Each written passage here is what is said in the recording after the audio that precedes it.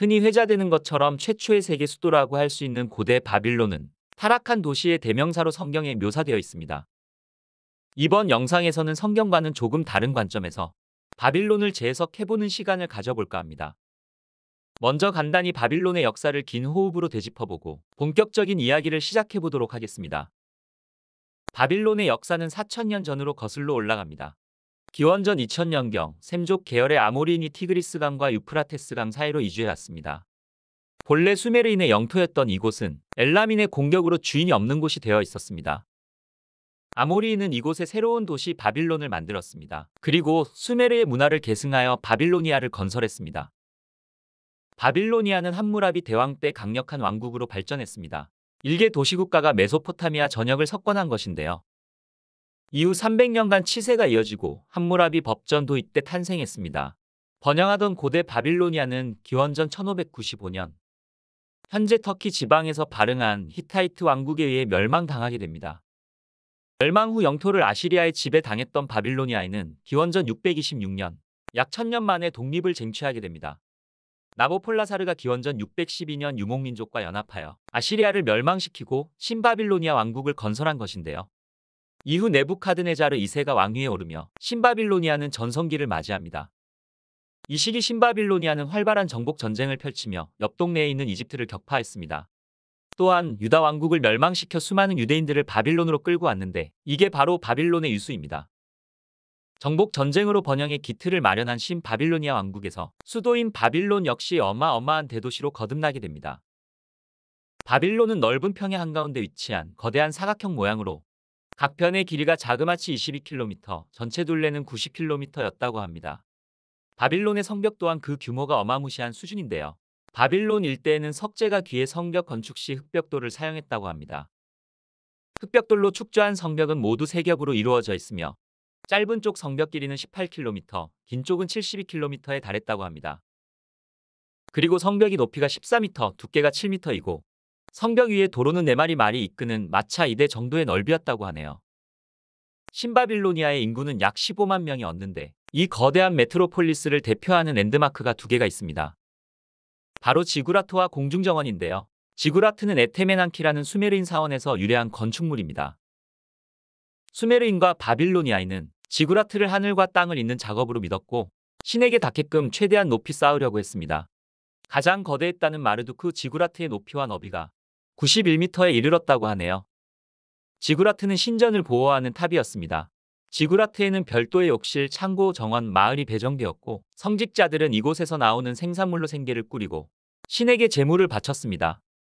마르두크 지구라트의 경우 각 층계 탑마다 다른 색을 입히고 꼭대기 신전은 푸른 벽돌로 만들었다고 하니 신비로움이 압도적이었을 것 같네요. 공중정원도 마찬가지로 왕국의 전성기를 이끈 네부카드네자르 2세가 세운 건축물이라고 합니다.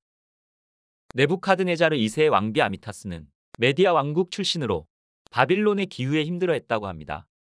그래서 네부카드네자르 2세가 왕비를 위해 메디아 왕국과 비슷한 온도와 풍광을 가진 공중정원을 축조했다고 하네요. 고대 그리스의 역사학자 디오도로스 시켈로스는 공중정원에 대해 자세한 기록을 남겼습니다. 그 기록에 따르면 공중정원의 길이는 동서남북 4방향 모두 123m, 7개 층으로 이루어져 있고 꼭대기 층은 바빌론 성벽보다 20m 높았다고 합니다. 그리고 왕비의 고향에서 공수해온 온갖 종류의 나무들이 숲을 이루었으며 꼭대기 층에 설치된 수차를 통해 물을 끌어올려 물을 공급했다고 하네요. 여러분은 지금까지 당대 최고의 기술력, 경제력을 보유한 신바빌로니아 왕국을 보셨습니다. 그럼 이제 성경에서 묘사된 바빌로니아 왕국에 대해 알아볼까요?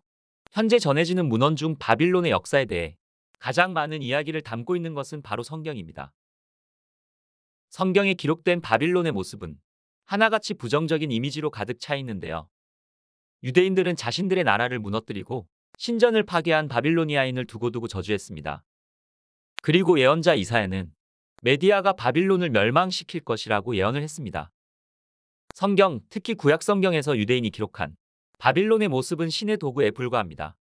바빌론은 신앙심이 약해진 유대인을 징벌하고 반성하도록 하기 위한 신의 도구였다는 것이죠. 바빌론은 신의 도구로서 용도를 다한 뒤 탐욕과 쾌락을 즐기다 신의 분노 때문에 메디아인에게 멸망당했다는 것입니다. 어쩌면 성경에 기록된 바빌론 이야기는 유대인의 복수심의 발로인 동시에 본인들을 지켜주지 않았던 신에 대한 원망, 존재에 대한 의구심을 차단하고 신앙을 지키려는 의도였을 수도 있겠습니다. 또 하나, 성경 속에서는 바빌론의 모습을 탕녀로 묘사하고 있습니다. 위의 이야기는 신약 성경의 대단원인 요한계시록의 한 대목입니다. 앞에서 소개한 성경 속 바빌론 묘사는 예수 그리스도 이전 유대교의 경전인 구약 성경의 내용입니다. 따라서 구약 성경 속에 담긴 유대인들의 바빌론에 대한 증오나 부정적 시각은 충분히 이해할 만합니다. 그런데 바빌로니아 멸망 이후 600년이 지난 시점, 상대적으로 유대인의 입장에서 서술에 자유로웠을 신약 성경을 보시면 여전히 바빌론을 악의 속을 천벌의 대상으로만 그리고 있습니다. 이는 오늘날까지 이어진 바빌론의 이미지를 굳히는 데 결정적인 역할을 했습니다. 당시 존재하지 않던 바빌론은 기독교를 핍박할 수도 없었을 텐데 왜 그렇게까지 부정적으로 묘사한 것일까요? 구약 시대에 남긴 인상이 워낙 강렬해서 그 증오와 원망이 신약 시대로까지 이어진 것일까요? 이는 조금 설득력이 떨어지는 해석일 수도 있습니다. 신약 시대에는 기독교의 적대 세력인 로마 제국이 있었기 때문이죠. 신약 시대의 로마 제국은 당대 막강한 위상과 영향력을 가졌기 때문에 유대인의 빌런으로서 바빌론을 대체하고도 남았을 것으로 보여집니다. 그렇다면 이런 추론은 어떨까요? 유대인들은 당시 기독교를 탄압하던 로마 제국을 대놓고 저주할 수는 없었을 것입니다. 당시 엄청난 세력을 과시하던 로마 제국을 비판했다가 기독교계 전체가 위태로워질 게 자명한 일이니까요.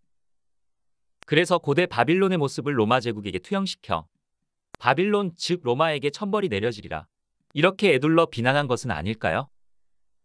그렇다면 바빌로니아인으로서는 로마의 죄까지 뒤집어쓰고 후대에는 탐욕과 타락의 상징으로 낙인 찍혔으니 조금은 억울한 일일 수도 있었겠습니다. 한편 요한계시록을 천천히 보면 유대인이 바빌론을 은근히 부러워했다는 것도 알 수 있습니다. 바빌론은 당시 최고의 기술력과 경제력을 보유하고 금은보화가 가득한 세계 경제의 중심지였으니까요. 아마도 요한계시록을 포함해 성경에 묘사된 바빌론에 대한 유대인의 감정은 증오와 선망에 동시에 존재하는 감정일 수도 있을 것 같습니다. 바빌론은 고향인 유대 지방과는 비교 불가한 정도의 찬란한 문명과 영화를 누렸었으니까요. 오늘은 성경 속에 묘사되고 있는 바빌론에 대해 조금은 다른 관점으로 해석해보는 시간을 가졌습니다. 성경 속의 내용을 당대의 역사적 상황과 더불어 다른 관점으로 해석해보는 것도 역사를 풍부하게 이해해볼 수 있는 방법인 것 같습니다. 다음 시간에는 여러분의 궁금증을 한껏 올릴 수 있는 또 다른 주제로 찾아뵙겠습니다. 끝까지 시청해주셔서 감사합니다.